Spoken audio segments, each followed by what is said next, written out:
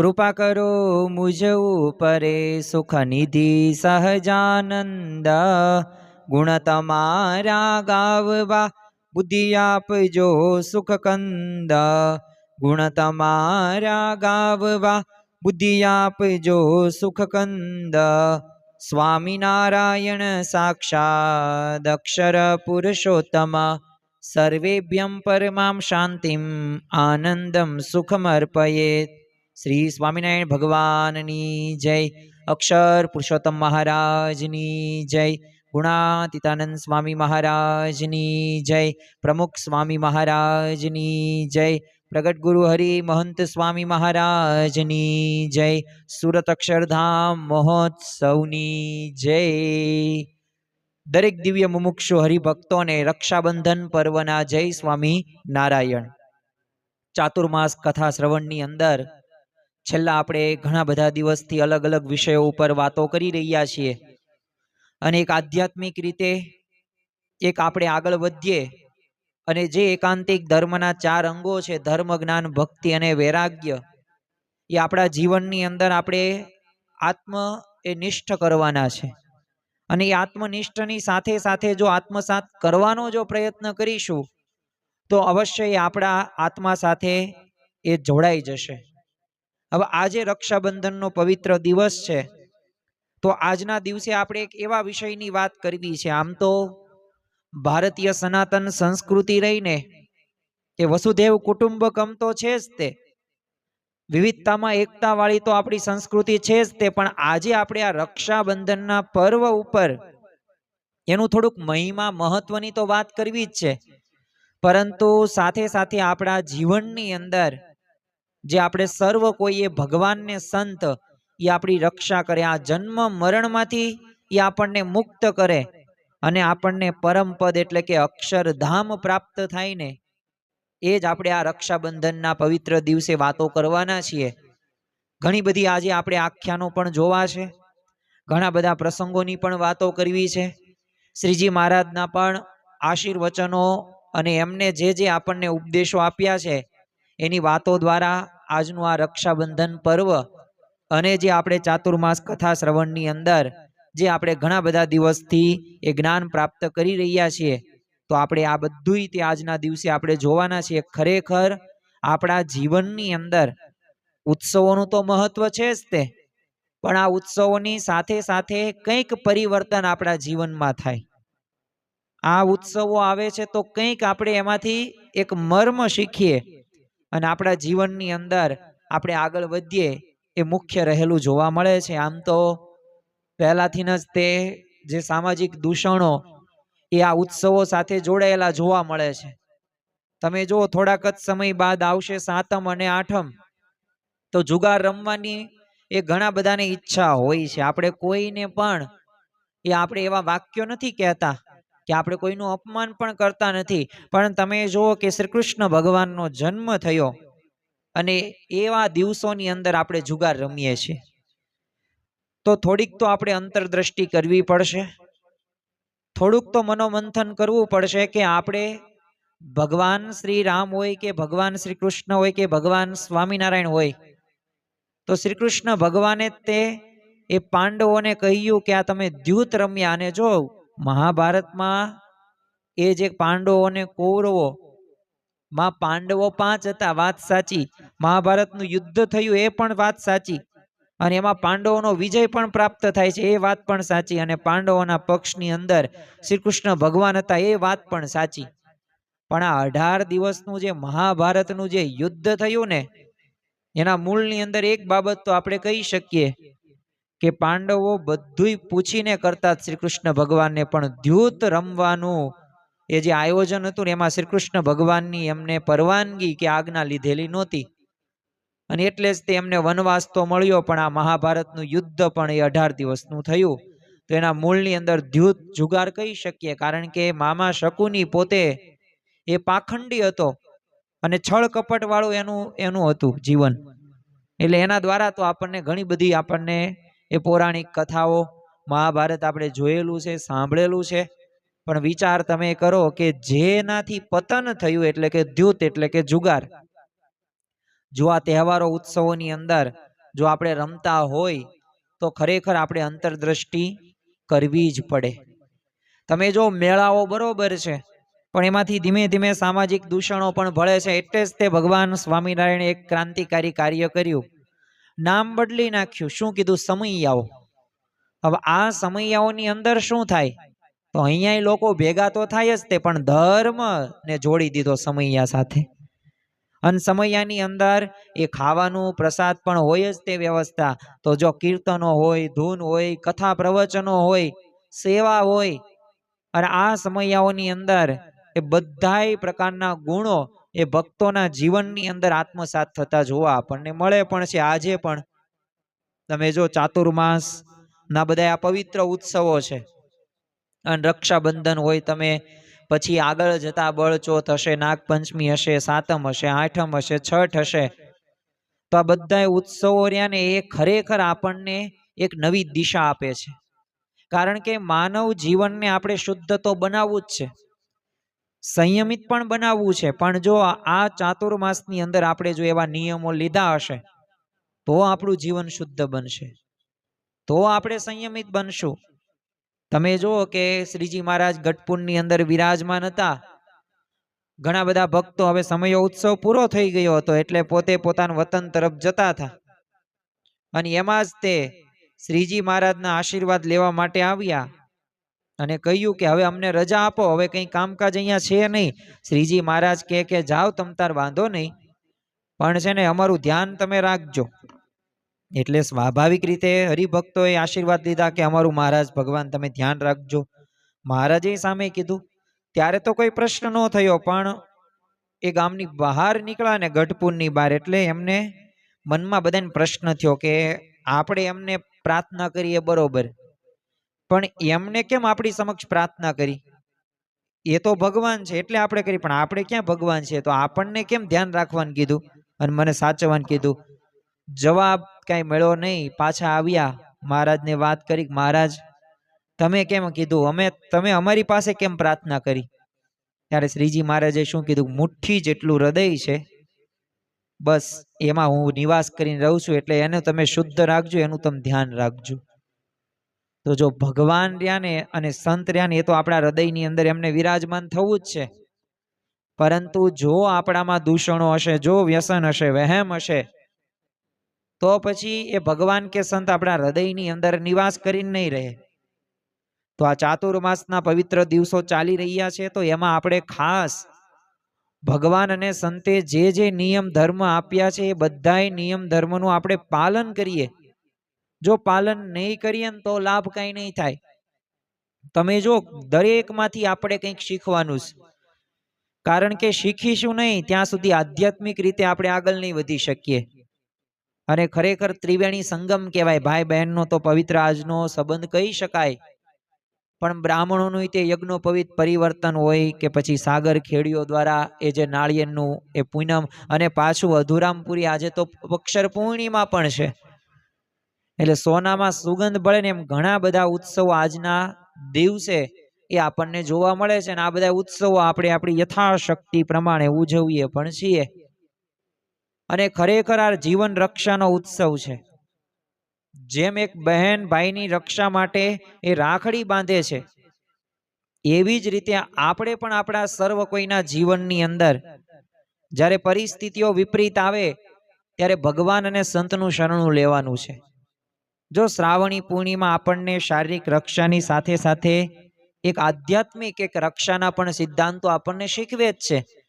કારણ કે એક જીવ માત્રની અંદર છે ને એક ભય જોવા મળે છે, અને એને બીક સતત રહ્યા કરે છે, અને એને બચનાથી બચવા માટે ઘણા બધા પ્રયત્નો પણ કરે છે.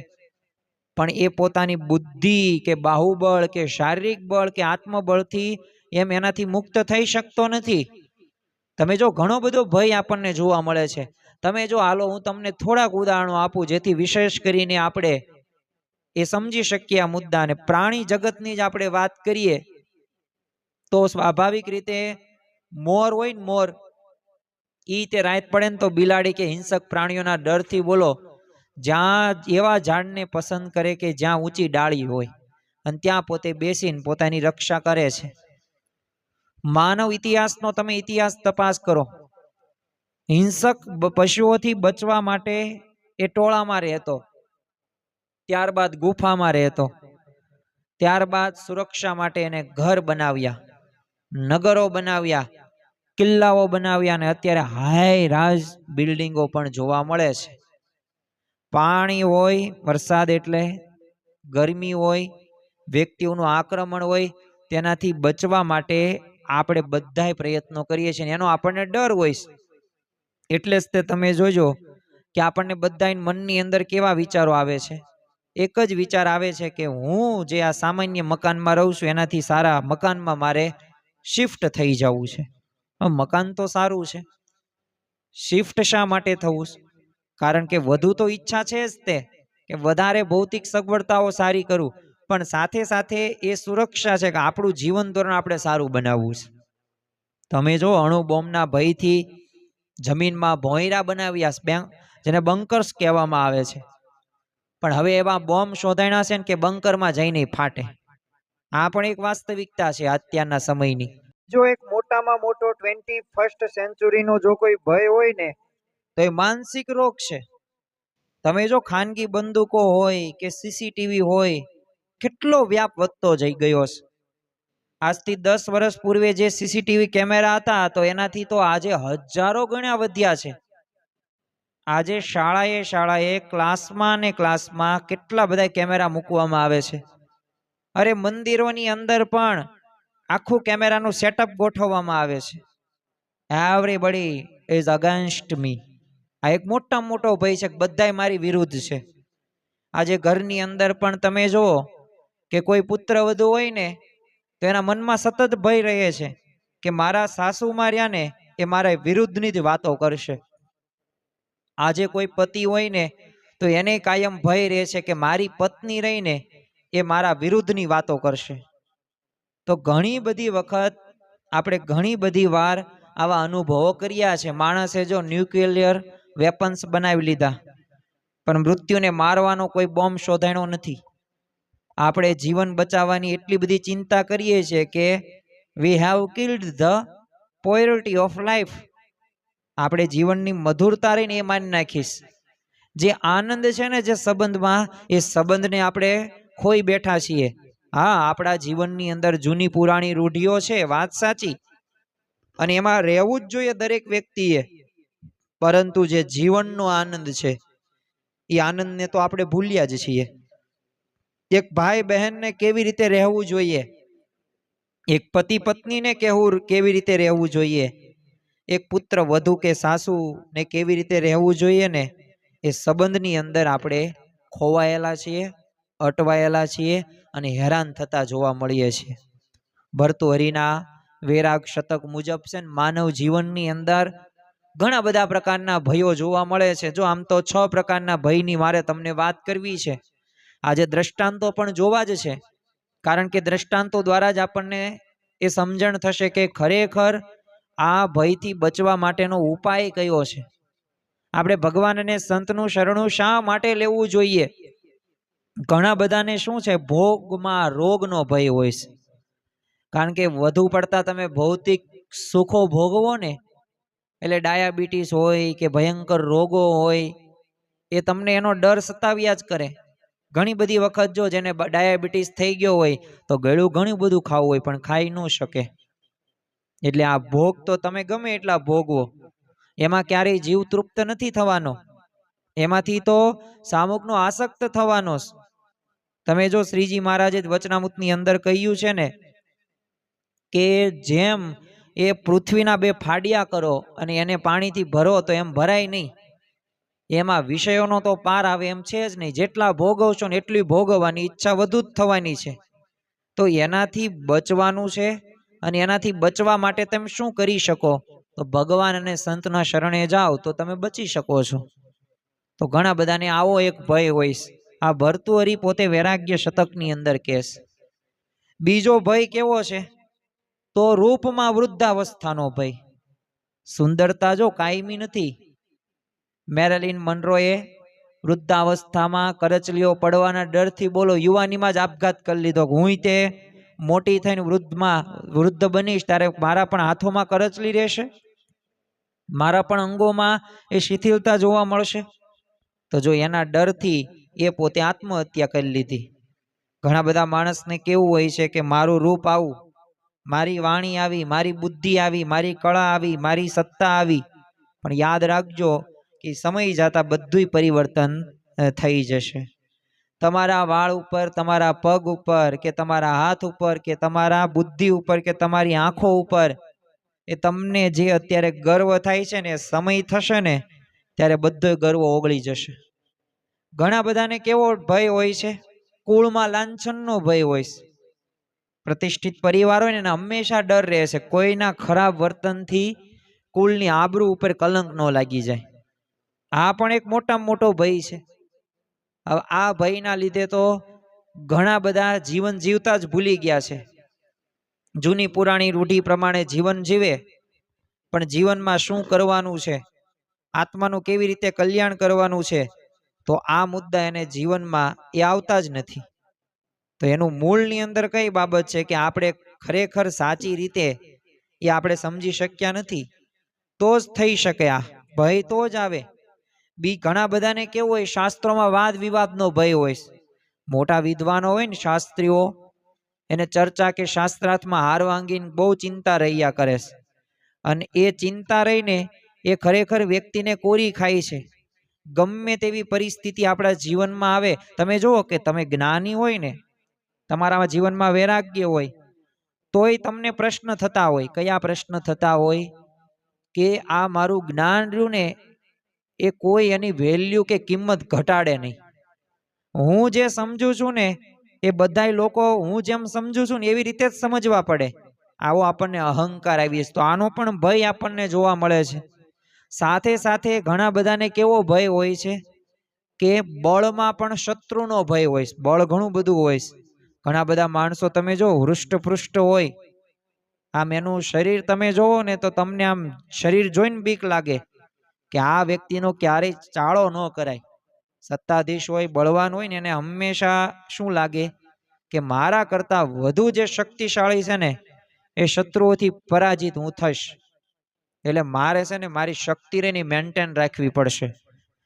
તમે વિચાર તો કરો કે સ્વાભાવિક રીતે આપણા સર્વ કોઈના જીવનની અંદર ડગલે ને પગલે એવી પરિસ્થિતિઓ આવે છે કે જ્યાં ઘણી બધી વખત આપણા કરતા સામેવાળો વ્યક્તિ એ પોતાનું પ્રભુત્વ હોય, પ્રતિષ્ઠા હોય એ વધુ હશે, પણ છતાં પણ તમે જુઓ કે આપણને કાયમ ડર. એ સારું કામ કરતો હોય ને તોય તમને ડર રહેતો હોય, કારણ કે તમારા કરતા આગળ ન નીકળી જાય ને. ઈર્ષા દ્વેષનો ભય હોય. અમુક ભય કેવો હોય છે કે તો સ્વાભાવિક રીતે ધનમાં ચોર અને સત્તાનો ભય હોય. ધન સંપત્તિ હોય તો ચોર લૂંટી જશે, એનોય તે ભય ઘણા બધાને હોય જ છે ને. રાજકારણીઓ હોય, ખુરશી જવાનો, રમતવીરો હોય, એ પોતે સ્વાભાવિક રીતના પોતાની જે રેકોર્ડ જેને બનાવ્યા છે ઘણા બધા સમયથી, ઘણા બધા એ ટાઈમથી એને મહેનત કરી છે, તો જો એ તૂટી ન જાય ને એનો ભય એને સતત રહેશે. આજે સમાજની અંદર આવા તો ભય ઘણા બધા હોય છે. આજે પવિત્ર રક્ષાબંધનનો દિવસ છે ને, તો એક બહેન ભાઈને કહે છે કે તું મૂંઝાતો નહીં, હું તારી સાથે જ છું.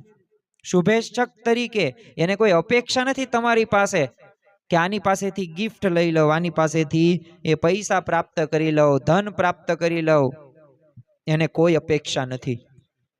તમારું કઈ રીતે હિત થાય ને એની જ ઈચ્છા એ પોતે રાખે છે. પણ આ ભયો તો આપણને ઘણા બધા ભય આપણને લાગે છે કે જે આ વૈરાગ્ય શતકમાં ભર્તૃહરિ પોતે લખે છે. પણ મુખ્ય મુદ્દો તો આપણે આજના દિવસે એ જ સમજવાનો છે આ ચાતુર્માસ કથા શ્રવણની અંદર, કે આપણે આ ભયથી નિર્ભય થવું છે. ધન્યોસ્મિ પૂર્ણ કામોસ્મિ નિષ્પાપો નિર્ભય સુખી અક્ષર ગુરુ યોગેન સ્વામિનારાયણ શ્રેયાત. આપણે ધન્ય થઈ ગયા, ભાગ્યશાળી થઈ ગયા, આપણે નિર્ભય થઈ ગયા. પણ એ ક્યારે શક્ય છે? ઘણા બધાને શું હોય છે કે થોડાકને મનની અંદર એવું હોય છે કે મારા તો છે ને પાયા છે ને પાતાળે છે, મને કોઈ કંઈ કરી ન શકે અને મન કશું થશે જ નહીં. એટલે શું, આમાં અમર તત્વની ભ્રાંતિ હોય છે. પણ મૃત્યુથી કોઈ બચી શક્યું છે? આજે બહુ વધુ મારે તમને દ્રષ્ટાંતો નથી દેવા, ખાલી 5 થી 6 તમને દ્રષ્ટાંતો આપું, જેથી આપણને આ વ્યવસ્થિત રીતે આ મુદ્દો આપણે સમજી શકીએ. હવે રાવણ હતો, 4 વેદો ઉપર એને ભાષ્ય લખ્યું છે. ઉચ્ચ કુળનો હતો, સોનાની લંકા એની પાસે હતી, સત્તા હતી, સામર્થ્ય હતું, કુળ હતું. કેટલા?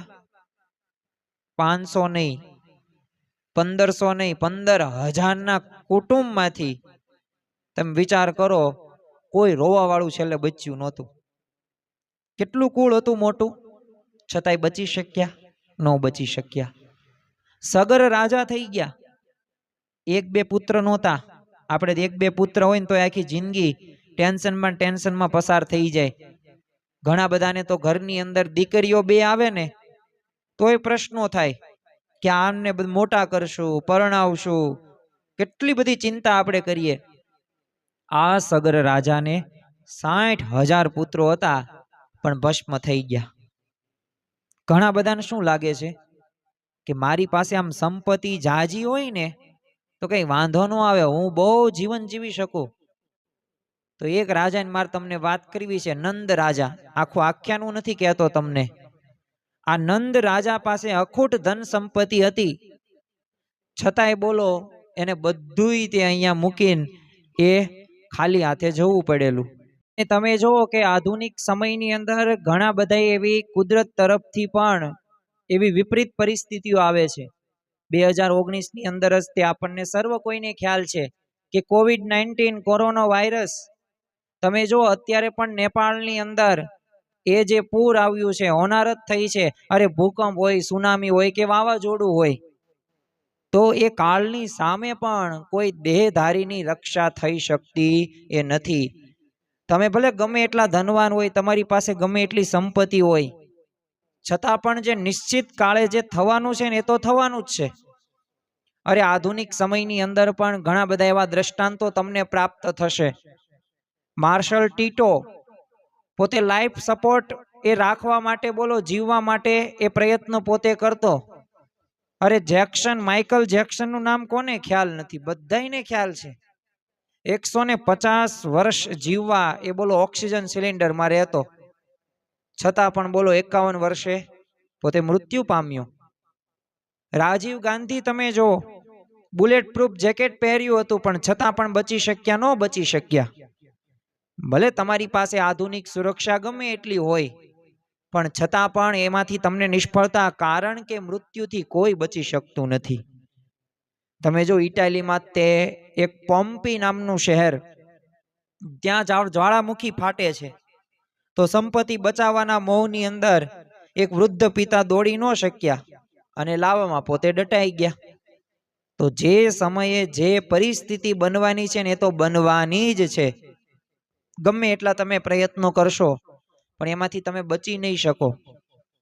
હવે જેમ આજે રક્ષાબંધનનો પવિત્ર દિવસ છે, તો જેમ એ ભાઈની રક્ષા કવચ માટે રાખડી બાંધે છે એક બહેન, તો એવી જ રીતે સાચી રક્ષા કઈ, એ પણ આપણને પ્રશ્નનો જવાબ આપણી પાસે હોવો જરૂરી છે. શું દેહની સાચી રક્ષા, જીવની સાચી રક્ષા? તો જો સાચી રક્ષા દેહની નથી પણ જીવની રક્ષા છે. કારણ કે અનંત જન્મોથી આ જન્મ મરણના એ ચક્રમાંથી આપણે ભટકીએ છીએ. અને એટલું જ નહીં, આપણા જીવનની અંદર ઘણી બધી વખત આપણને એવું લાગે છે કે ના ના, હું તો અમર થઈ જઈશ અને મને તો મોક્ષ મળી જશે, પણ એમ મોક્ષ ન મળે. એ આપણા જીવનમાં એકાંતિક ધર્મના 4 અંગો સિદ્ધ હોય, બ્રહ્મરૂપ થઈએ તો પરબ્રહ્મની ભક્તિ કરવાના અધિકારી બની શકીએ.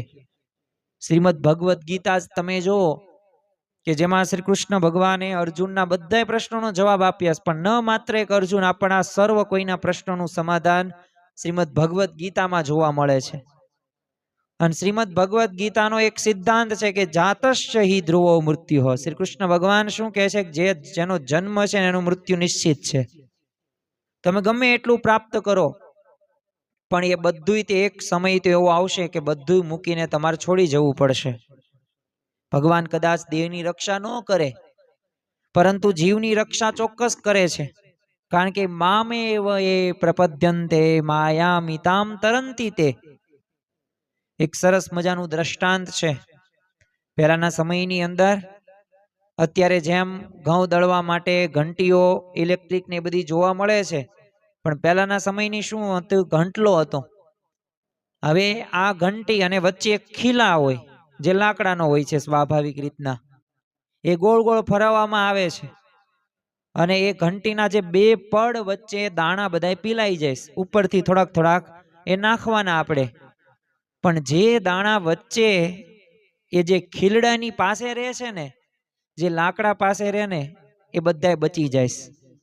તો આના ઉપરથી આપણને શું ખ્યાલ આવે કે તમે ભગવાનની પાસે રહો ને તો તમે બચી જાઓ. જો ભગવાન અને સંતના વચન પ્રમાણે જીવન જીવો તો તમે એ ભવસાગર પાર કરી શકો. માછીમાર હોય એ કોઈ જાળ નાખે તો ત્યારે જો દૂરની બધી માછલીઓ રહે ને એ જાળમાં ફસાઈ જાય, પણ જે માછલી માછીમારના પગ પાસે હોય તો એનું શું થાય? બચી જાય છે. તો ગુણાતીતાનંદ સ્વામી એટલે જ પોતાની વાતની અંદર કીધું છે કે ખરું રક્ષાબંધન એ છે ને કે જેમાં ભગવાનને સંતને શરણે જવાથી જીવના એ જે માથેથી જે જન્મ મરણ છે ને, જે સૌથી મોટો રોગ છે, એ ટળી જાય. અને ખરેખર આ જન્મ મરણનો રોગ રહ્યો ને એ આપણે ટાળવાનો છે. શ્રીજી મહારાજે વચનામૃતની અંદર કહ્યું છે કે સમુદ્રમાં જેટલું પાણી છે ને એટલું આ એક જીવે માતાનું ધાવણ પીધું છે. અરે એટલું જ નહીં, આપણે સૂર્યદેવ હોય, ચંદ્રદેવ હોય, બધાય દેવી દેવ આપણે બની ગયા છીએ, પણ દુર્લભો માનુષો દેહો, દુર્લભ એવો મનુષ્ય દેહ પ્રાપ્ત થયો. શા માટે? કે આત્મકલ્યાણ કરવા માટે, મોક્ષ માટે, આત્યંતિક મુક્તિ માટે આ દેહ આપણને પ્રાપ્ત થયો છે. અને જેને જેને આ સમજાઈ ગયું છે ને એ પોતે જીવનું રૂડું કરવા માટે સક્ષમ થયા છે અને આગળ વધ્યા પણ છે. અને ખરેખર જો એક આત્મા રૂપી આપણે વર્તવાનું, નિજાત્માનમ બ્રહ્મ રૂપમ દેહત્રિય વિલક્ષણમ, આ આપણે સાધના કરવાની. જો નહીં કરીએ ને તો પ્રશ્નો જ છે જીવનની અંદર. તમે જો શ્રીમદ ભાગવતની અંદર રાજા પરીક્ષિતનું આખ્યાન આવે છે, આપણે બહુ વિવરણ નથી કરતા, ટૂંકમાં કહીએ તો જો આ રાજા પરીક્ષિતને ભય હતો. હવે શેનો ભય હતો? કારણ કે એને શ્રાપ આપવામાં આવેલો તો 7મા દિવસે તક્ષક નાગના કરડવાથી તારું મૃત્યુ થશે. આ સાંભળીને રાજા ભયભીત થઈ જાય, માફી પણ માગે છે, પણ એ માનતા નથી ઋષિ, કારણ કે એવું અપમાન કર્યું. મરેલો સાપ એ ગુરુના એક ગળાની અંદર નાખ્યો હતો, એટલે ભય થયો. આમથી આમ બધે તે ભમ્યો, પોતે કહ્યું, આનો ઉપાય માગ્યો કે મને કોઈક આમાંથી બચાવો, મને કોઈક આમાંથી બચાવો, પણ કોઈ બચાવી શક્યા એ નહીં. અને તમે જુઓ કે પછી તો એ સુખદેવજી પાસે જાય છે. આ સુખદેવજી એટલે કોણ?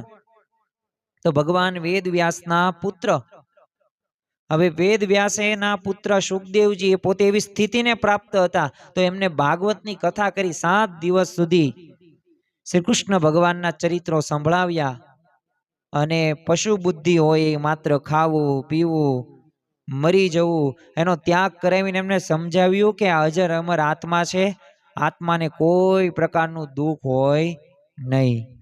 અને જો એટલું જ નહીં, એ પ્રકારના વિચાર સાથે એ પોતે પરીક્ષિત રાજાને એવું જ્ઞાન આપ્યું કે એ જ્ઞાન એના જીવનની અંદર એ આવ્યું અને પોતે એવી સ્થિતિને પણ પ્રાપ્ત થયા. 4થા 5મા દિવસે કેવા કોન્ફિડન્સમાં આવી ગયા? ભય હતો, શ્રાપનો ભય હતો. ફાઇનલ ખબર જ હતી 7મા દિવસે તક્ષક નાગ આવશે અને કરડશે, હું મૃત્યુ પામીશ. નિર્ભય બની જાય છે અને પશુ બુદ્ધિનો એ ત્યાગ કરી નાખે છે અને કહે છે કે હું તો આત્મા છું અને આત્માને કોઈ પણ પ્રકારનું એ દુઃખ ન હોય.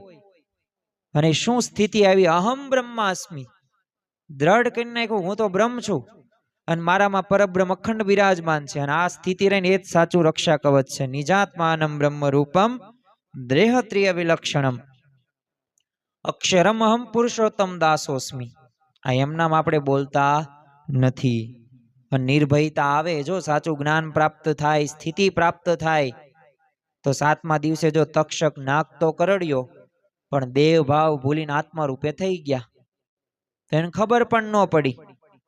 તો એમ આપણા જીવનની અંદર છે ને આત્મજ્ઞાન આત્મવિચાર આપણે કરતા શીખવાનું. શ્રીજી મહારાજે અખંડ સુખી રહેવાના 6 વિચારો આપ્યા છે, અને એમાંનો જ આ વિચાર છે આત્મવિચાર, કે હું આત્મા છું, હું અવિનાશી છું, હું સુખરૂપ છું, અને દેહ દુઃખરૂપ છે. આ સગા સંબંધીઓ રહ્યા ને એ દુઃખરૂપ છે, અને હું તો આત્મા તો સુખરૂપ જ હોય, ગમે તેવી સ્થિતિ ન હોય.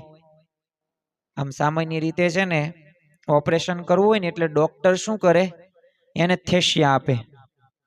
એટલે એને થેશિયા આપે ને એટલે ઘડીક બેભાન થઈ જાય, પછી કાપકૂપ જે કરવાનું હોય ને તો એનું દર્દ ન થાય. તો એમ બ્રહ્મરૂપ તમે થાવ ને તો ગમે તેવો કાળ આવે, ગમે તેવી પરિસ્થિતિ આવે, પણ તમને પીડા ન થાય. શા માટે? કારણ કે એ તમને ખ્યાલ છે કે તમે એવી સ્થિતિ એ પહોંચ્યા છો. અને આ પ્રકારની જ્યારે જીવન ભાવના આવી જાય ને ત્યારે તમે અવશ્ય આગળ વધશો. એટલે આત્મા રૂપે વર્તવાનું છે. આત્મા રૂપે વર્તન થશે ને તો કાર્ય થશે. એટલે આજે આ રક્ષાબંધનનો પવિત્ર દિવસ તો છે જ તે, પણ સાથે સાથે આ બધા મુદ્દાઓ આપણા જીવનની અંદર આજના દિવસે આપણે આત્મસાત કરીએ અને આજીવન સુધી યાદ રાખીએ. કારણ કે આ સમજ્યા વગર છૂટકો નથી. આપણી બહેનને કહીએ, ભાઈને કહીએ, સગા સંબંધીઓને કહીએ, આપણા ઘરના સભ્યોને તો કહીએ. કારણ કે આ સ્થિતિ રહીને એ સ્થિતિએ પહોંચવું જ પડશે, આજે નહીં તો આવતીકાલે. વચનામૃતની અંદર તે જો ભગવાન પાસે કઈ રક્ષા માંગવી જોઈએ, વચનામૃત મુજબ આપણે વાતો કરીએ ને તો પણ આપણને ખ્યાલ આવે. કારણ કે જો આજે જેમ રક્ષા કવચ તરીકે આપણને રાખડી આપણી બહેને બાંધી છે, તો એમ આપણે સર્વે કોઈ મુમુક્ષુએ રક્ષા કઈ માગવાની? આમ તો આપણે ભગવાન પાસે ઘણું બધું માગીએ છીએ. પૈસા માગીએ, ધન માગીએ, નોકરી ન મળતી હોય નોકરી મળી જાય, આવું બધું માગીએ છીએ. પણ સાચું શું માગવાનું છે? પ્રથમ તો કઈ માંગણી કરવાની છે આજના દિવસે? કે નાસ્તિકોથી રક્ષા કરજો. કે જે ભગવાન કે શાસ્ત્રોને માનતા ન હોય. દુનિયાની અંદર 8 અબજની વસ્તી છે, તો આપણને ખ્યાલ છે કે એમાં ઘણા બધા એવા છે નાસ્તિક છે કે જે ભગવાનને માનતા જ નથી. નાસ્તિક કેવું વિચારે છે કે ભગવાન ક્યાં જમે છે, અને તમે આ ભગવાન ભગવાન કરો, ક્યાં તમે જોયા? ક્યારે તમારા ક્યારેય કામ કર્યા એવી રીતે? તમે તો એમના એમને થાળ ધરાવો છો, જમતા ક્યારેય છે નહીં. તો આવા બધા તે વચનો તમને કહેશે, અને એવું પણ કહેશે એ બધી શાસ્ત્રોની વાતો તો બધી ખોટી છે, એમાં તો છે ને મન ઘડત બનાવેલી છે. એ બધી વાતોમાં છે ને એ ક્યારેય તે સત્યતા ન હોય. અને જો હું તો બુદ્ધિશાળી વ્યક્તિ, હું એમ કોઈનું માનું નહીં. તો જો આવું ઘણા બધા હોય છે, તો આવા નાસ્તિકોથી રક્ષા આપણે ભગવાન પાસે માગવાની છે કે આનાથી રક્ષા કરજો. બીજું, કુડા પંથીથી રક્ષા કરજો. કારણ કે જે પંથમાં મધ્ય માંસ હોય, વ્યભિચાર હોય, એ સામાન્ય હોય, તો એનાથી રક્ષા કરવાની છે. કારણ કે એવા સંઘની અંદર રહેશો તો તમારે પણ એવા સંઘની અંદર રહેવાથી તમારામાં પણ એવા દુર્ગુણો આવશે. કારણ કે સંગતની એક અસર હોય છે. એટલે કે કહેવત સાંભળી હશે કે સંગ તેવો રંગ. તો જેવા સંઘની અંદર તમે રહો એવા રંગ તમારા થાય જ તે. બીજું, એક શુષ્ક વેદાંતિથી રક્ષા કરજો. ભગવાન પાસે આ પણ માગવું. કારણ કે પોતાનું બ્રહ્મ માને પણ ભક્તિ ન કરે તો એનાથી છે ને ભક્તિનો નાશ થાય છે. એકાંતિક ધર્મના 4 અંગો છે: ધર્મ, જ્ઞાન, ભક્તિ અને વૈરાગ્ય. હવે ભક્તિ જ ન કરીએ તો એવા જ વ્યક્તિઓ પાસે તમે રહેતા હોય તો તમારામાં ભક્તિનું કાંઈ અંગ વિશેષ દ્રઢ થાય નહીં. જેમ ખુરશીમાં 4 પાયા વ્યવસ્થિત હોય ને તો તમે બેસી શકો, એમ એકાંતિક ધર્મના પણ 4 અંગો રહ્યા ને એ વિશેષ હોવા પડે. બીજું, બાહ્ય કુસંગથી રક્ષા કરવાની વાત છે. કારણ કે જે મિત્રો દારૂ હોય, માંસ હોય, વ્યભિચારના રવાડે ચડાવે આપણને, તો એવા કુસંગથી બચવાનું. જો એવા કુસંગમાં તમે ફસાઈ ગયા ને તો તમારામાં એવું નહીં હોય ને તોય આવી જશે. તમે જો વ્યસન જે કરે છે ને વ્યક્તિઓ, એ વ્યસન પહેલે નાના હતા ને ત્યારથી નહોત કરતા, પણ એવા સંઘમાં રહ્યા, એવી વાતો સાંભળી, એવું જોયું ને એટલે પોતે પણ દારૂ, માંસ કે વ્યભિચાર કરતા થઈ ગયા. તો બાહ્ય કુસંગથી રક્ષા કરવાની. સાથે સાથે મલિન જે શક્તિપંથીથી રક્ષા કરવાની. કારણ કે સ્વાભાવિક તે પશુ હિંસા થતી હોય, જ્યાં દારૂના નૈવેદ્ય થતા હોય, તો ત્યાંથી રક્ષા કરજો. આવું ભગવાનને, સંતને આપણે કહેવાનું છે. અને બાહ્ય કુસંગની રક્ષાની સાથે સાથે એક આંતરિક એક કુસંગની પણ રક્ષા કરવાની છે. કારણ કે અંદર બધું ભરેલું છે: કામ, ક્રોધ, લોભ, મોહ, મત્સર, માયા, તૃષ્ણા, અહંકાર. આનાથી નહીં બચીએ ને ત્યાં સુધી આપણને ભગવાનનું સુખ નહીં આવે. 32 ભાતના પકવાનો તમારા ડીશમાં હોય અને બધુંય હોય, તમને જે જોઈએ બધુંય તે તમને મળે, પણ સ્વાભાવિક રીતના કોઈ કે એક મુઠ્ઠી ભરીને એક કાંકરા નાખી દીધા હોય તો તમે ખાઈ ન શકો, કારણ કે અંદર શું થઈ ગયું? ધૂળ ભળી ગઈ, કાંકરા ભળી ગયા. એમ આપણા જીવનમાં આપણા અંતરની અંદર કામ, ક્રોધ, લોભ, મોહ, મત્સર, માયા, તૃષ્ણા હશે ત્યાં સુધી તમે ક્યારેય તે સુખી નહીં થઈ શકો. તમે જો ભાગવતની અંદર આખ્યાન આવે છે પ્રહલાદજીનું. હવે આ પ્રહલાદજીને એ માંગણી જ્યારે ભગવાને કીધું ને કે તું માગ, હું તારા ઉપર પ્રસન્ન થયો. શા માટે? કારણ કે પોતાના પિતા હિરણ્યકશ્યપુ કે રાક્ષસ કુળના પ્રહલાદ પણ હતો જ તે, અને હિરણ્યકશ્યપુનું અભિમાન હતું, કારણ કે વરદાન પણ એવું જ માગેલું હતું, રાત્રે નહીં, દિવસે નહીં, અંદર નહીં, બહાર નહીં, પશુથી નહીં, માણસથી નહીં, ઉપર પણ નહીં, નીચે પણ નહીં, શસ્ત્ર ને અસ્ત્રથી પણ નહીં. અને ભગવાને બધા વચ્ચેના રસ્તા કાઢીને એને મારી નાખ્યો. ભગવાને સ્પેશિયલ નૃસિંહ અવતાર ધારણ કર્યો અને રક્ષા કરી પ્રહલાદની. એ પૂર્વે પણ રક્ષા કરી પ્રહલાદની. ભગવાન પ્રસન્ન થયા, આટલા બધા વિઘ્નો આવ્યા તોય તે મારી ભક્તિ ન મૂકી, તું માગ. તો પ્રહલાદજી ત્રિલોકોનું રાજ્ય નથી માગતા, પણ શું કહ્યું કે મારી મતિ ચંચળ છે, એટલે મારી જ્ઞાનેન્દ્રિયો અને કર્મેન્દ્રિયોથી મારી રક્ષા કરજો. એટલે શું? જ્ઞાનથી જે પ્રાપ્ત આપણે કરીએ છીએ એ ઇન્દ્રિયો, અને કર્મ જ એટલે કે જેના દ્વારા આપણે કર્મ કરીએ છીએ. તો બોલો 10 ઇન્દ્રિયોની રક્ષા કરવાની માંગણી કરી. શા માટે? ખબર છે કે આ ઇન્દ્રિયો રહીને એ જ તે મને ખોટા માર્ગે એ ચડાવે છે, અને એ જ મને એ આગળ વધવામાં નડતર રૂપ થાય છે, અને મને ભગવાન ભજવામાં સુખ આવવા દેતી નથી ઇન્દ્રિયો બધી. તો જો આ બધા વિચારો આપણે આત્મસાત કરીએ અને આગળ વધીએ ને તો આપણને લાભ થાય, બાકી લાભ ન થાય. બીજું કે સત્સંગમાં રહીને કુસંગથી રક્ષા અને સત્પુરુષનો આપણે આશરો દ્રઢ કરવાનો. તમે જો ઘણા બધા એવા હરિભક્તો હશે, વ્યક્તિઓ હશે જે અભાવ અવગુણની વાત કરતા હોય, તો આ અભાવ અવગુણથી આપણે બચતું રહેવાનું. શા માટે બચવાનું? કારણ કે જો અભાવ અવગુણની પ્રવૃત્તિમાં પડ્યા ને તો એ ઝેર પીવાનો જ વારો છે. તમે જો જીવા ખાચરે મહારાજને લાલચુ સમજ્યા. હવે મોટા પુરુષમાં મનુષ્ય ભાવ એ દેખાણો એટલે માનવીય ખામી દેખાણીને સૌથી મોટું પતન કહી શકાય. મહારાજે સ્પષ્ટ કીધું, અમે અનંત કોટી બ્રહ્માંડના અધિપતિ છીએ. પણ જો અભાવ અવગુણ લીધો, વસતા ખાચર તમે જો કેવી સ્થિરતા, કેવું શરણું લીધું. મહારાજનો અભાવ લેનારથી દૂર રહીને કાર્યણી જતા રહ્યા. તો મહારાજે બોલો સામે ચાલીને એમને કુસંગના ઝેરથી બચાવ્યા. તો સ્થિરતા રાખીને શરણું લીધું ભગવાનની. તો જો વસતા ખાચરની પણ નિષ્ઠા હતી. અંત્યનું 39મું એક વચનામૃત છે, તેમાં શ્રીજી મહારાજે વાત કરી છે કે આપણને છે ને અહમ ને મમતા થકી માયા ન વળગે, અને જે માયાથી પર છે ને એવા સત્પુરુષનો જ સંગ રહે ને એવી રક્ષા માગવી. તો જો અપમાન થાય ને તો પણ સત્સંગમાંથી પડી ન જવાય ને એવી પ્રાર્થના કરવી. કારણ કે સત્સંગમાં આવ્યા છીએ ને તો બધાના સ્વભાવો અલગ અલગ હોવાના છે. સ્વભાવને આધારિત બધાય ચાલવાના છે, પણ આપણે કઈ ક્યાં સામે દ્રષ્ટિ રાખવાની? ભગવાન અને સત્પુરુષ સામે દ્રષ્ટિ રાખવાની. અને એ જ જોવા જેવા છે. એમના જીવનમાં આપણા એમના પ્રસંગોનું ગુણનું સતત મનન ચિંતન કરવું, અને એનાથી જે સ્થિતિ પ્રાપ્ત થશે ને એ ખરેખર એ આપણને છતી દેહે અક્ષરધામ જેવું સુખ આપણને પ્રાપ્ત થશે. પણ એમની સામે દ્રષ્ટિ હશે ને તો, અને જો અભાવ ગુણમાં પડ્યા, જો એવી પ્રવૃત્તિમાં પડ્યા તો પૂરું. અને આજે જો રક્ષાબંધનનો પવિત્ર પર્વ છે, એની સાથે ઘણી બધી પૌરાણિક કથાઓ આપવામાં આવેલી જ છે. આમ તો શ્રાવણી પૂર્ણિમાના પવિત્ર પર્વ સમગ્ર દેશ અત્યંત શ્રદ્ધાથી ઉજવે છે. નહીં કોઈ એક સોસાયટી કે ગામ કે શહેર કે એક રાજ્ય, દેશના ખૂણે ખૂણે આ પવિત્ર એવો રક્ષાબંધનનો તહેવાર એ ઉજવવામાં આવે જ છે. બે જ આપણે વાત કરીએ, ભવિષ્ય પુરાણની એક કથાની વાત કરીએ તો દેવ અને દાનવ. હવે એક બાજુ ધર્મ, બીજી બાજુ અધર્મ.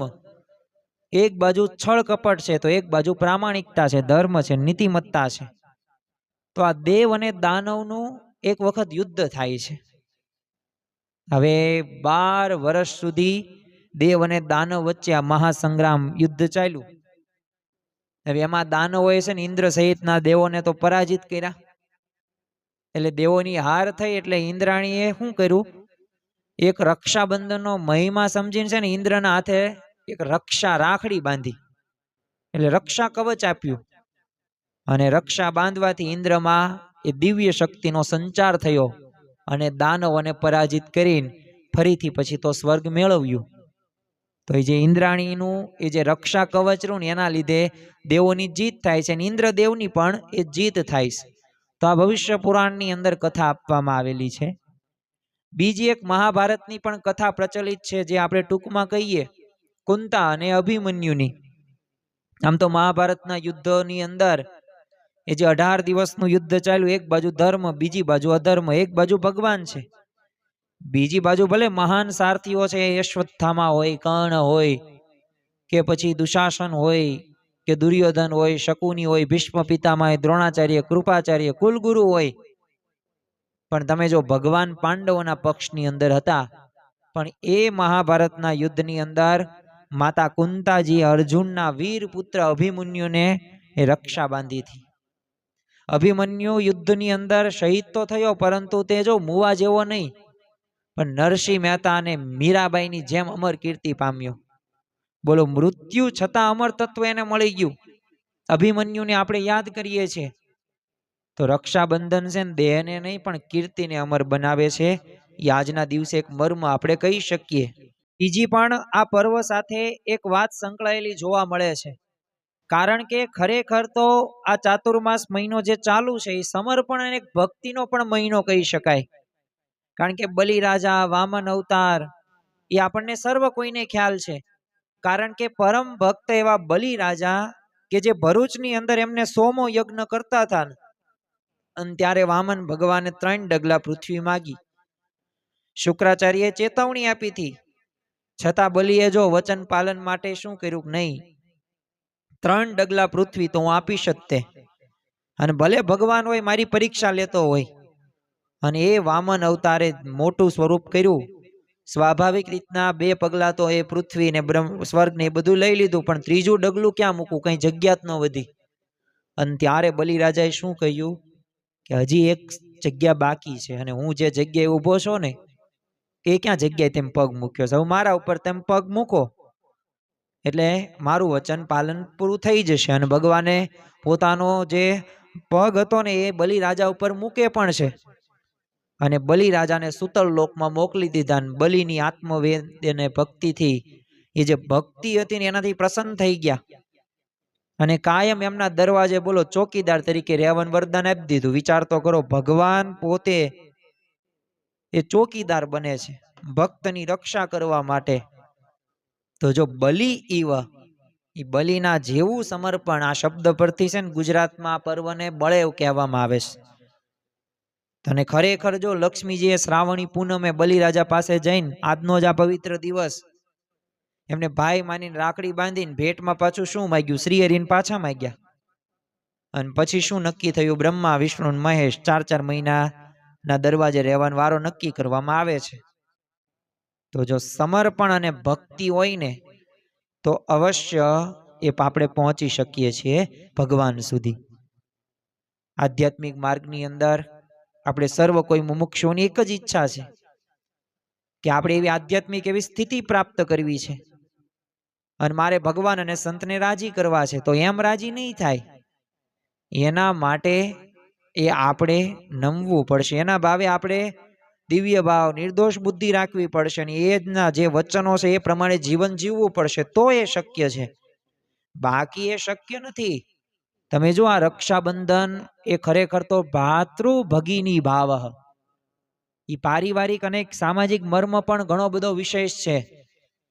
તમે જો સ્વાભાવિક રીતના સ્વાર્થથી ભરેલા સંસારની અંદર એ જે ભાઈ બહેનનો જે નિસ્વાર્થ જે સ્નેહ રહ્યું ને, એક અદ્ભુત ઘટના આજના દિવસે ઘટે છે, જેમાં બહેનને કઈ અપેક્ષા નથી કે મારો ભાઈ મને મોટી મોટી ગિફ્ટ આપે, મારો ભાઈ મને ઝાઝા એવા પૈસા આપે, મારો ભાઈ મને સાડી કે ડ્રેસ કે એવું મને લાવી દે, એવી અપેક્ષા કોઈ નથી રાખતું. તમે જો કે જ્યારે મુસ્લિમ રાજાઓની બેગમો પકડાતી ને ત્યારે હિન્દુ રાજાઓ એમને ધર્મની બહેન માનીને બોલો સન્માનપૂર્વક પરત મોકલતા. આ હિન્દુ રાજાઓની સંસ્કૃતિ રહી છે. મનુસ્મૃતિમાં તો એક સરસ મજાની વાત આવે છે, યત્ર નાર્યસ્તુ પૂજ્યતે રમંતે તત્ર દેવતા, કે જ્યાં સ્ત્રીઓનું સન્માન થાય ને ત્યાં દેવતાઓ નિવાસ કરીને રહેશે.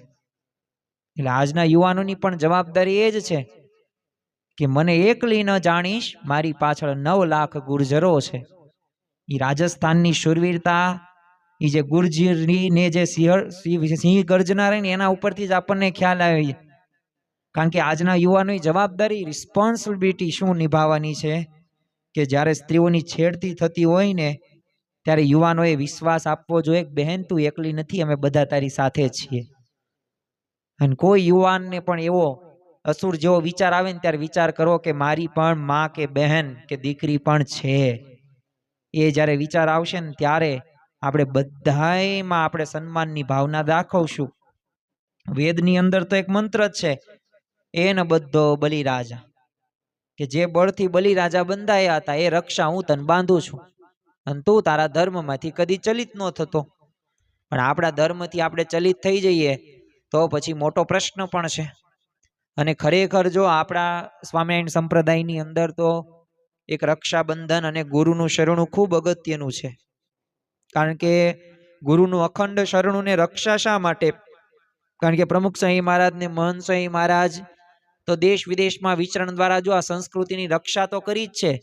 એમને કઈ આ રક્ષાબંધનના દિવસે જ એક નહીં, 365 દિવસ 24 કલાક બસ શિશુ હોય, બાળકો હોય, યુવાનો હોય, યુવતી હોય, બધાને સાચી એવી એ રક્ષા થાય. તમે જો પ્રેમાનંદ સ્વામીએ ગાયું ને કે મળીએ મોહન બાંધી ભાઈ ભાઈ રાખડી રે. તમે જો ભાષા હોય તો માતૃભાષા ગુજરાતી શાળાઓ જાળવીશ પ્રમુખ સ્વામી આજે મહંત સ્વામી મહારાજે. ભૂષા તમે જો ધર્મો શાસ્ત્રો મુજબ એ મર્યાદા વાળો પહેરવેશ પહેરેલો છે, અને એ પહેરવેશ પ્રમાણે એ બધા યુવાનો હોય, યુવતી હોય, બાળકો હોય, શિશુ હોય જીવી રહ્યા છે. ભોજન તમે જો માંસાહાર છોડે શુદ્ધ શાકાહારની પ્રતિજ્ઞા કરાવે છે મહંત સ્વામી મહારાજ, પ્રમુખ સ્વામી મહારાજ ને સંતો અને કાર્યકરો હરિભક્તો. ભજન તો તમે જો કે ધર્મમાં દ્રઢતા વધે, ઈશ્વરની ઉપાસના થાય. અને આપણો ધ્યેય શું છે, આપણો લક્ષ્ય શું છે, તો એ લક્ષ્યનું કાયમ અનુસંધાન રાખે. રવિ સભા હોય, પરાસભા હોય, બાળ સભા હોય, યુવા સભા હોય. કરજી સન્ના છે ને ગોવિંદભાઈ હતા, 60 ગાંવ ચાલીને બોલો વરસાદમાં વાંસનો ટોપલો ઓઢીને પણ એમની ભક્તિ બોલો અકબંધ રાખતા. તો જો એ ગોવિંદભાઈની નિષ્ઠા હતી. અને ખરેખર સાચી રક્ષાની પ્રાર્થના આપણે એ જ કરવાની છે કે હે સ્વામી, અમને માત્ર આપનામાં જ બંધન થાય એવી અમારી રક્ષા કરજો, આપનામાં જ જોડાઈએ. કારણ કે આ લોક તો કેવો છે, તો ઢાળ વાળો છે લોક. સગા સંબંધી હોય, સ્નેહી હોય ને એ પણ એમ જ છે કે આપણને તેમાં એ લપસાવી જ નાખે અને એમાં મોહ કરાઈ નાખે. પણ આપણે કનક હોય, કંચન હોય, કામિની હોય. કારણ કે સુરપુર નરપુર નાગપુર એ તિન્મે સુખ નાઈ, કા સંતન કે શરણ મેં અને કા ભગવાન કે માહી. ખરેખર આપણા જીવનની અંદર એ ભાવના હશે ને તો એ કાર્ય થશે. બાકી ગમે એટલા તમે પ્રયત્ન કરશો પણ છતાં પણ જો એ સાચું સુખ પ્રાપ્ત નહીં કરી શકો. અને ભાવથી કરવું, ભાવથી કરેલું થોડુંક પણ એવું નાની એવી સેવા હશે કે કર્મ હશે ને તો એ પણ આપણી ભક્તિ મનાશે. અને ખરેખર તો આ રક્ષાબંધનના પવિત્ર દિવસે જ તે યજ્ઞોપવિત જે પરિવર્તન થાય છે, હયગ્રીવ જે ભગવાનનો જે પ્રાગટ્ય દિન પણ કહી શકાય આજના દિવસે. કારણ કે યજ્ઞોપવિત આ જે જનોય પરિવર્તન રહ્યું ને એ મુખ્ય 3 અને સૂક્ષ્મ તો 9 દોરા, એ 9 દેવોની સાક્ષીમાં અશુભથી રક્ષા કરે છે. અને એક અસ્મિતાનું એક પ્રતીક પણ કહી શકાય. ખરેખર આપણા જીવનની અંદર જે તમો ગુણ છે ને, જે યોગ નિંદ્રામાં જીવ છે આપણો, પછી એક સ્તુતિ અને નિંદા છે એટલે કાનનો આપણો મેલ છે, અને કામ અને રાગ એટલે મધુ અને કેટક જે અસુરો છે. તો એ હયગ્રીવ અવતારની આપણે પ્રાર્થના કરવાની છે કે અમારા જીવનો એ જે વિનાશ એ જે થાય છે ને તો એનાથી અમારી રક્ષા કરજો. માર્કેન્ડ પુરાણની અંદર કથા આપવામાં આવેલી છે, એ વિષ્ણુની યોગ નિંદ્રા દરમિયાન છે ને કાનમાં મેલમાંથી મધુન કેટક ઉત્પન્ન થયેલા, અને ભગવાને અશ્વમુખ એટલે કે હયગ્રીવ રૂપે પોતાના ખોળામાં બંનેનો ઉદ્ધાર કરેલો. અને જ્યારે જીવ તમો ગુણમાં હોય ને અને સ્તુતિ નિંદા સાંભળે ને ત્યારે કામ અને રાગરો ને એ જન્મે છે. અને કામ અને રાગ જ માણસને છે ને માણસનો વિનાશ એ કરે છે. એટલે ભગવાન અને હયગ્રીવને રક્ષા માટે પ્રાર્થના કરવાની છે આજના દિવસે, કારણ કે રક્ષા પ્રાર્થનાથી જ શક્ય છે. બાકી તમે આત્મબળ, બુદ્ધિબળ, શરીર બળ ગમે તેટલું બળ ચલાવશો એમ ભગવાનને સંત રક્ષા નહીં કરે. પણ એ તમારે જો રક્ષા કરાવી હોય ને તો એના માટે શું જરૂરી છે? એના માટે તમે ભગવાન અને સંત જે વચન પ્રમાણે આપણને જીવવાનું કહે છે ને એ વચન પ્રમાણે આપણે જીવીએ. કારણ કે વચનમાં વિશ્વાસ રાખી ભજનમાં ભળી, વચનમાં વિશ્વાસ રાખી ભજનમાં ભળી. તો એ આપણે એમના વચન પ્રમાણે કરવું પડશે, એમની આજ્ઞા પ્રમાણે જીવન જીવવું પડશે. અને જો એ કરીશું ને તો આપણને લાભ થશે. અને ખરેખર આ સત્સંગ આપણને પ્રાપ્ત થયો છે અને એ સત્સંગથી જ તે આપણા જીવનમાં કામ, ક્રોધ, લોભ, મોહ, મત્સ, માયા, તૃષ્ણા, અહંકાર એ દૂર થશે. અને એટલું જ નહીં, ત્યાંથી તો રક્ષા થશે જ તે, પણ સાથે સાથે જે આપણે પંચ વિષયમાં જે આસક્તિ છે ને ત્યાંથી પણ આપણે અનાસક્ત થઈશું. તો ખરેખર આજનો આ રક્ષાબંધનનો પવિત્ર દિવસ છે.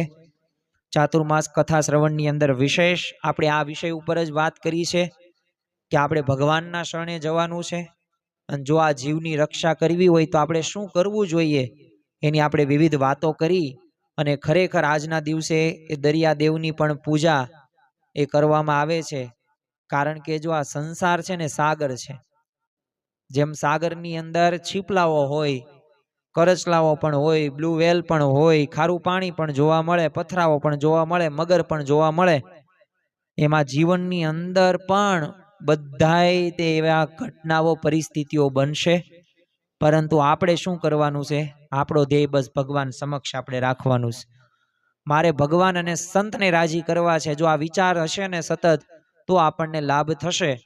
અને આટલા બધા દિવસથી આપણે આ ચાતુર્માસ કથા શ્રવણ આપણે સાંભળી રહ્યા છીએ તો એ કોઈ સામાન્ય વાત નથી. કારણ કે જેમ ગુણાતીતાનંદ સ્વામીએ પોતાની વાતની અંદર કહ્યું છે ને કે આપણા સર્વ કોઈના જીવનની અંદર જે આ બધી વાતો રહી ને કોઈ સામાન્ય વાતો નથી. અંગ્રેજોના લોઢા હોય ને ફિરંગીઓના, એના કરતાં પણ ધારદાર આ વાતો છે. જન્મ મરણને એ જમપુરી હોય, લખ 84માં આપણે લીટા તાણીએ, કોઈ નવરા બેઠા નથી. અને ખરેખર આ વાતોથી કેવું પરિવર્તન થાય તો સરસ મજાની એક બોધ વાર્તા છે એ કહીને આપણે પૂરું કરીએ આજનું પ્રવચન. ગામની અંદર છે ને એક કઠિયારો હતો. હવે આ કઠિયારાના બે દીકરાઓ, એક દીકરી અને એક ધર્મપત્ની. હવે સામાન્ય એની ઝૂંપડપટ્ટી જેવું મકાન અને લાકડા કાપીને પોતે ગુજરાન ચલાવે અને ચારેયનું ભરણ પોષણ કરે અને સામાન્ય એવા રૂપિયા મળે. એટલે સ્વાભાવિક રીતના એ ગામની અંદર છે ને જે વ્યક્તિ હતો એક મુખ્ય ધનાઢ્ય, તો એને ઢંઢેરો પીટવ્યો. રાજા દ્વારા જ તે કહેવામાં આવેલું હતું કે આમાં જે અમુક જે શેઠો છે ને એને જ નક્કી કરવામાં આવ્યા છે, એને વિસ્તાર સોંપવામાં આવ્યો છે કે એટલા વિસ્તારમાં લાકડા એ મર્યાદિતમાં એ માપસરે કાપી શકે, પણ બીજા કોઈ વ્યક્તિએ લાકડા કાપવા નહીં. અને જો કાપશે તો જેલમાં જવું પડશે. એટલે આ કઠિયારાનો તો ધંધો ભાંગી ગયો. એટલે કઠિયારાને તો શું એક લાકડા કાપતા આવડતું હતું, ફાવટ હતી. ઘણા બધા સમયથી એ લાકડા પોતે કાપતો હતો. બીજું બધું કામ એને કંઈ કરેલું નહીં, એટલે કંઈ બીજો કંઈ ધંધા વ્યવસાયનો અનુભવ નહીં. અને ભણેલો ગણેલો પણ નહીં. જો ભણેલો ગણેલો હોત તો પાછો કંઈક નોકરીમાં પણ એને કોક રાખે. એટલે હવે આને વિચાર કર્યો, 5-7 દિવસ તો એમનામ દિવસ પસાર થયો. હવે ગુજરાન ચલાવવું કેમ? ઘરના સભ્યોના પેટ તો ભરવા. એટલે એ શેઠ પાસે જ ગયો એક, કે જે શેઠને અમુક વિસ્તાર સોંપવામાં આવેલો. એટલે શેઠને કીધું કે મને કંઈક કામ આપો, અને હું ઘરમાં કમાવનાર એક જ છું, અને ભરણ પોષણ એ કરવું એ મારી જવાબદારી છે. એટલે તમને તમારે જે કામ આપવું એ કામ આપો, હું કરવા માટે તૈયાર છું. શેઠ હોશિયાર હતા, એને કહ્યું તને કયું કામ સારામાં સારું આવડે છે એ તું મને પ્રથમ કે તું શું કામ કરતો? કઠિયારાએ કીધું કે મને લાકડા કાપવાનું કામ સારામાં સારું આવડે છે, હું લાકડા કાપવાનું જ કામ કરતો હતો. પણ આ તો રાજાનું ના બધા શેઠોનું ફરમાન આવ્યું ને એટલે હવે લાકડા કાપવાનું બંધ થઈ ગયું છે. એટલે હું હવે નવરો થઈ ગયો છું, બેરોજગાર થઈ ગયો છે. એટલે શેઠે કીધું કંઈ વાંધો નહીં, તારે અહીંયા આવવાનું, અને એક જો તું વૃક્ષ કાપીશ તો તને 10 રૂપિયા આપીશ. હવે કઠિયારો તો રાજી થઈ ગયો. રાજી થવાનું કારણ શું હતું? જે એને કામ આવડતું જે જ કામ મળી ગયું અને ભાવ પણ હારો શેઠ આપતા હતા. એટલે કીધું કંઈ વાંધો નહીં, આવતીકાલથી આવીશ. અને પ્રથમ દિવસે આ કઠિયારો જાય છે. શેઠે કહી દીધું જો આપણને મને આટલો વિસ્તાર સોંપવામાં આવ્યો છે, આમાંથી તારે વૃક્ષો કાપવાના છે. એટલે વૃક્ષ કાપવાની શરૂઆત કરીને રાત્રે 6-7 વાગ્યા 10 વૃક્ષ કાપી નાખ્યા. અને શેઠે કીધું કે આપણે રોકડું જ કામ કરવાનું, તમ તાર હું તને દરરોજના પૈસા દરરોજ આપી દઈશ. અને 100 રૂપિયા આપી દીધા. 10 વૃક્ષ કાપ્યા 100 રૂપિયા. બીજા દિવસે આવ્યો, 9 વૃક્ષ કપાયણા 90 રૂપિયા. ત્રીજા દિવસે 8 વૃક્ષ કપાયણા 80 રૂપિયા. ચોથા દિવસે 70 રૂપિયા, એટલે 7 વૃક્ષ કાપ્યા. પછી તો 5-7 દિવસ થયા તો 40 રૂપિયા પહોંચી. એટલે હવે આ કઠિયારાએ તો વિચાર કર્યો કે જો હું આમાં એક્સપર્ટ છું લાકડા કાપવામાં, અને આ ધીમે ધીમે ઓછું કેમ થાય, વધવું પડે તો કંઈ વાંધો નહીં. હવે 7મો દિવસ છે ને, એટલે હવે મારે છે ને આવતીકાલથી વહેલા પહોંચી જવું છે. અને વહેલા પહોંચ્યું છું એટલું નહીં, બપોરે આરામ નથી કરવો, ટાઈમ ભરવો છે. અને પોતે વહેલા ગયો તે જોયું તો હવે 40 રૂપિયા મળતા હતા, એની જગ્યાએ તો 25 રૂપિયા પહોંચી ગયો. એટલે કે અઢી તે વૃક્ષ કાપી શક્યો. પછી 9મો દિવસ ગયો તો 10 રૂપિયામાં 15 રૂપિયા મળ્યા. 10મો દિવસે ગયો અને ત્યાં તો 5 રૂપિયા ન મળ્યા. નિરાશ થઈ ગયો અને નિરાશ થઈને શેઠ પાસે આવ્યો. શેઠે કહ્યું કેમ નિરાશ થઈ ગયો, અને આ ધીમે ધીમે કેમ ઘટે છે, વધતું કેમ નથી? અને તું તો કહેતો હતો ને મને આમાં હું આ વ્યવસાય કરતો હતો અને મારું આ જ કામ છે, તો આમાં કેમ ઘટે છે, કેમ વધવું પડે ને? એટલે આ કઠિયારાએ શું કહ્યું કે હું એ જ વિચાર કરું છું કે હું પ્રથમ દિવસે આવ્યો ત્યારે 100 રૂપિયા, ધીમે ધીમે આ 90 ને 80 ને 35 ને 15 ને 5 રૂપિયા પહોંચી ગયો. હવે આવતીકાલે આવીશ તો 2-3 રૂપિયા મન મળશે. એક વૃક્ષ પણ નહીં કપાય મારાથી. કઈ ખબર જ નથી પડતી. શેઠ હોશિયાર હતા, એને કુહાડી સામું જોયું અને જોયું ને તરત એને ખબર પડી કે બસ પ્રશ્ન છે ને આના શક્તિમાં કે ટાઈમમાં કે એવું કાંઈ નથી, પણ પ્રશ્ન છે ને આ કુહાડીમાં છે. એટલે શેઠે પ્રથમ જ પ્રશ્ન પૂછ્યો કે આ કુહાડી હતી તે પ્રથમ દિવસે ધાર કાઢીને લાવ્યો હતો? એક હા. એક પછી તે શું કર્યું કે કાંઈ નહીં, લાકડા જ કાપતો હતો, ટાઈમ જ ભરતો હતો, આરામ નહોતો કરતો. એક તો વચ્ચે ધાર નહોતો કાઢતો, એક ધાર થોડી કઢાય એવી થોડી 15-20 મિનિટ બગાડાય. લાકડા ઓછા ન કપાય એમાં થોડો ટાઈમ બગાડાય. તો શેઠ કે ભલા માણસ, દરરોજ તું ખાલી 30 કે 35 મિનિટ સુધી ધાર જો તે કાઢી હોત ને તો 100 નહીં 120 કે 130 150 સુધી પહોંચી ગયો હોત.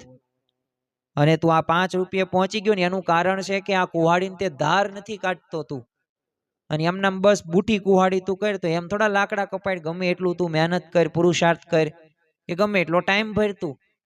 અને ત્યારે ઓલા કઠિયારાને સમજાણ્યું વાત તો સાચી છે. અહીંયા તો બોધ કથા પૂરી થાય છે, પણ સમજવા જેવું એ જ છે કે આપણા સર્વ કોઈના જીવનની અંદર આપણે છે ને લોકમાં બધી જવાબદારીઓ નિભાવીએ છીએ સવારેથી લઈને સાંજ સુધી, પણ આપણે ભગવાન અને ભગવાન સંબંધી જે ક્રિયાઓ રહી ને એ ક્રિયાઓમાંથી બહાર નથી આવતા.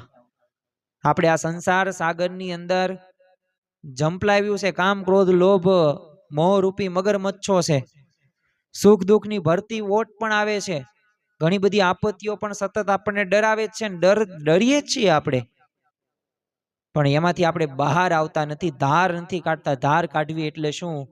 કથા શ્રવણ કરવી કે ભગવાનનું ભજન કરીએ કે ભક્તિ કરીએ, જો આ થાય ને તો આપણા જીવનમાં એ નફો થાય. નફો એટલે શું? પૈસાની આધ્યાત્મિક એવી સ્થિતિ આવે. ભાઈ પૈસા હોય કે ન હોય, છતાં પણ તમે સ્થિર રહી શકો. તો ખરેખર આજના દિવસે મહારાજ સ્વામીના ચરણોમાં પ્રાર્થના કરીએ કે આ રક્ષાબંધનનો પવિત્ર એવો દિવસ છે, તહેવાર પણ છે, ઉત્સવ આપણે ઉજવીએ છીએ.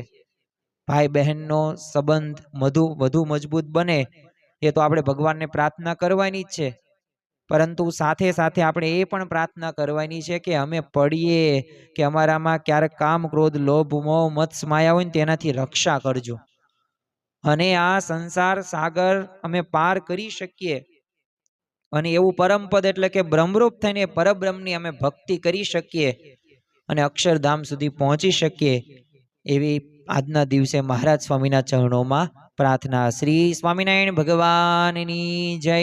સ્વામિનારાયણે નારાયણે નારાયણે સ્વામિનારાયણે નારાયણે નારાયણે સ્વામિનારાયણે સ્વામિનારાયણે સ્વામિનારાયણે સ્વામિનારાયણે સ્વામિનારાયણે નારાયણે નારાયણે સ્વામિનારાયણે નારાયણે નારાયણે શ્રી સ્વામિનારાયણ ભગવાનની જય. આવા જ આધ્યાત્મિક પ્રવચનો સાંભળવા માટે અમારી ચેનલને લાઈક કરો, શેર કરો અને સબસ્ક્રાઈબ કરવાનું ભૂલતા નહીં.